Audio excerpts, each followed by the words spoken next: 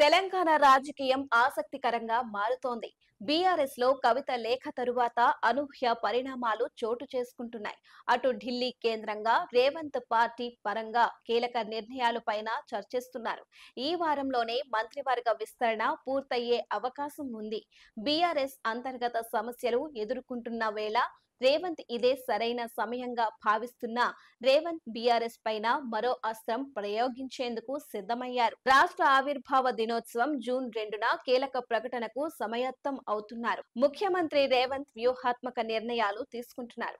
ఇప్పటి వరకు వాయిదా పడుతూ వస్తున్న మంత్రివర్గ విస్తరణకు అనుమతి దక్కింది. ఈ నెలాఖరులోగా మంత్రివర్గ విస్తరణ పూర్తి కానుంది. ఆ వెంటనే పెండింగ్ లో ఉన్న స్థానిక సంస్థల ఎన్నికల నిర్వహణకు వీలుగా సీఎం రేవంత్ కసరత్తు చేస్తున్నట్లు తెలుస్తోంది. జూన్ 2న తెలంగాణ ఆవిర్భావ దినోత్సవం వేళ ఎన్నికలపైన ప్రకటన చేసే అవకాశం కనిపిస్తోంది. ఇప్పటికే సీఎం రేవంత్ స్థానిక సంస్థల ఎన్నికలపైన రాష్ట్ర పంచాయతీరాజ్ గ్రామీణ అభివృద్ధి శాఖ కమిషనర్ సృజన ఇతర ఉన్నతాధికారులతో సమీక్ష నిర్వహించారు. ఆ సమావేశంలో స్థానిక సంస్థల ఎన్నికల నిర్వహణ ప్రస్తావనకు వచ్చినట్లు సమాచారం. ఎన్నికల నిర్వహణకు సర్వం సిద్ధం చేసి ఉంచామని అధికారులు చెప్పినట్టు తెలుస్తోంది. రాజకీయంగానూ స్థానిక సంస్థల ఎన్నికల నిర్వహణకు ఇదే సరైన సమయంగా సీఎం రేవంత్ భావిస్తున్నారు. తాము అమలు చేస్తున్న పథకాలతో గ్రామాల్లో తమకు అనుకూల వాతావరణం ఉందని అంచనా వేస్తున్నారు.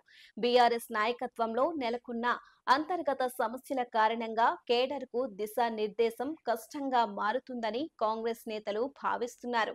దీంతో జూన్లోనే ఎన్నికలను పూర్తి చేసే అవకాశం ఉందని అంటున్నారు.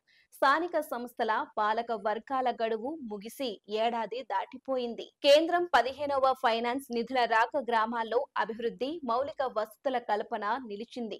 ఇక ఇప్పుడు ఎన్నికలకు వెళ్తే సన్నబియ్యం, రేషన్ కార్డుల పంపిణీ, యువ వికాసం వంటి పథకాల అమలు అంశం కలిసి వస్తుందని కూడా హస్తం నేతలు ఆశాభావం వ్యక్తం చేస్తున్నారు.